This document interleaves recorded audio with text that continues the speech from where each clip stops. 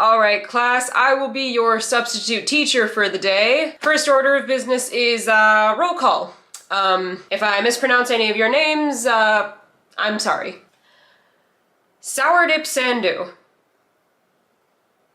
Sourdip Sandu? Gory Kashkari. Hasaina Quasi. Anal Dick Shit. Oof. Sorry in advance. Ganamitha Rangaswamy. Mandeep Beehole. Neha Kacker. Anirudh Pisharati. Hi, I'm Anirudh Pisharati. Oh, I'm sorry. Anirudh Pisharati. Megabutt. Megabutt. No megabutt today. Alright. Hardest part of the day's over, am I right? Anyways. Welcome to the Coconut Republic. That's not my name. That's not my name. That's not my name. That's not my name. Indian names. I have one. My parents gave it to me. It was my very first birthday gift. They put a lot of thought into it too. In true South Indian fashion, both my mom and dad have names that are deliciously unpronounceable to the Western tongue. So they thought they'd cook a little bit before naming me, seeing as how I was born in the US and most likely I'll be raised here as well. They thought it would be best to give me a name that was easy to pronounce, easy to remember, easy to spell, an Indian name that was absolutely non-fuck-upable. And yet, despite my creator's best laid plans, to this day, people continue to find new ways to fuck up my name. As you can imagine, growing up in America, people will mispronounce, misinterpret, and make fun of your Indian name in every which way possible. And a lot of you watching might be like, well, I don't care if they mispronounce my name so long as no one calls me a curry muncher. Well, I've never been called a curry muncher because I don't smell like curry. Thanks to the sponsor of today's video, Native Deodorant. I'm just fucking with you. Okay, if a deodorant company asked me to do an ad read for them, I would consider that a hate crime. Growing up in the American public school system was certainly not easy with a name like mine. A name like, God, I mean spicy. For Indians that grew up in the West, we are forced to whitewash our names to make it easier on the tongues of those around us, and this starts at the grade school level. The pronunciation of our name was decided for us by our teachers, and we just decided to roll with it. For instance, Nikhil becomes Nickel, Nirmala becomes Nirmala, and Nathan becomes Nathan. As a child, I was too intimidated to correct my teachers and insist that they pronounce my name the way my parents intended, so this mayonnaised version of my name just stuck. I can't speak for everybody, but that was certainly the case with me. As I grew older and came to my senses a little bit, it started to actually bother me just how different it sounds when someone calls my name versus my mom calling my name. But how do I just randomly decide to change the way my name is pronounced into adulthood, you know? And would it even make a difference? Even if I said my name in the proper Indian pronunciation, people are just gonna mayonnaise my name anyways. It was always the norm to introduce yourself with the whitewash pronunciation of your name rather than the actual correct pronunciation. Not because we don't know how our names are pronounced, but because we gave up on the prospect of anyone pronouncing our names correctly a long, long time ago. Perhaps we were too scared of coming off as too foreign. Perhaps we haven't developed that strong sense of pride in our identity just yet. Where I live, there is a pretty healthy, decent-sized Hispanic population, and I think we could take a page out of their books. Even the Hispanic people I know that were born and raised in the United States, they have such a strong connection to their cultural roots, they insist that people pronounce their ethnic names correctly. This girl once introduced herself to me as Flor Rincon, and I swear I heard an Aztec death whistle go off in the distance. That is the level of culture that I aspire to have. While it is annoying when people don't say your name properly, I've learned not to take it so personally anymore. To err is to be human. And as a so-called minority living in a Western country, I can't be too surprised when I meet people that have never come across a name like mine. I've met Indian people that have not pronounced my name correctly. One time, upon introducing myself to another Indian person, this person went, "Oh, that's interesting." And I was like, "What's interesting?" And they said, I've just never met another Indian person your age with this name. And that, ladies and gents, is how I found out that my parents gave me an old person name. They gave me an antique Indian name. Sort of like your Indian equivalent to Joan, or Phyllis, or Bertha. So long as people take the time to learn how to pronounce my name right, I think that's all that matters. I can forgive people if they mispronounce my name here and there, but if they make fun of my name, if they make jokes about my name, brother, I hope you go straight to hell. You may find this incredibly hard to believe, so I hope you're sitting down. I was bullied a lot in school. But I was very lucky in that I was never really bullied for my ethnicity. Like, I never faced that much racism in my childhood, apart from a few stupid comments here and there. No, the bullies had a lot more material to work with, you know? Rather than making fun of me for my ethnicity, they made fun of me for my weight, my lack of athletic ability, my personality, my appearance, my rolling backpack.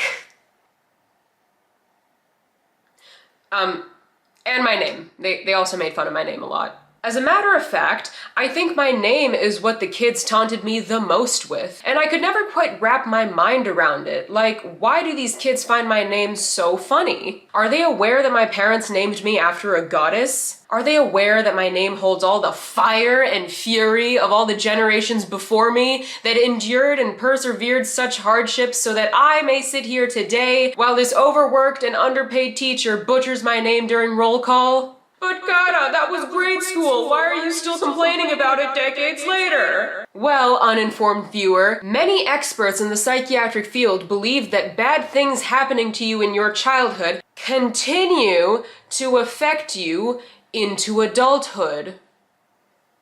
It's a universal experience to have your beautiful ethnic name be butchered by those around you, so much so that some people have decided to take matters into their own hands. Some people have decided to put an end to the mindless massacre and bend to the pressures of fitting in. I'm sure you've seen the same story unfold over and over. Jai Krishna becomes Jay, Samhita becomes Sam, Akshay becomes AK.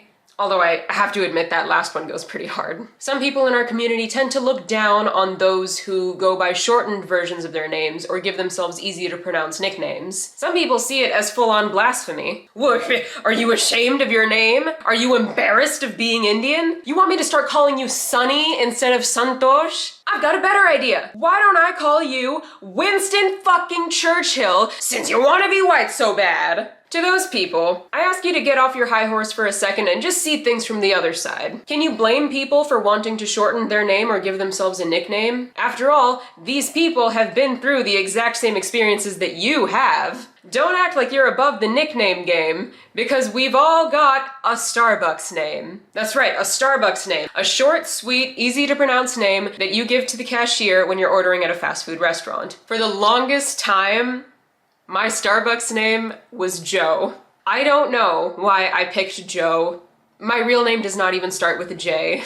Only in recent years have I started to go by my real name at restaurants and coffee shops rather than Joe, because I realized how fucking stupid that sounds. And I gotta tell you, it feels good. It feels good to pick up a coffee with my real name written on it, as opposed to some arbitrary pseudonym, which makes me feel like I'm stealing someone else's coffee. Now, why do we do this in the first place? Why do we assume this false name for something as menial as a cup of coffee? Just to make life easier? Isn't that what everyone else is doing when they assume a nickname? They're just making their lives easier? I don't think there's anything wrong with going by a nickname for the sake of school or work, so long as you're not doing that because you hate your actual name or you're ashamed of your identity. It doesn't mean you're any less Indian than the next person. Look, we're all trying to find our way through this insane Western world that our parents spawned us into, so the last thing we should be doing is shaming each other. And sometimes, changing your name isn't just a preference, it's a survival tactic. It's about blending in to avoid the racists and the Islamophobes. When I was younger, I used to go to school with this guy who was from,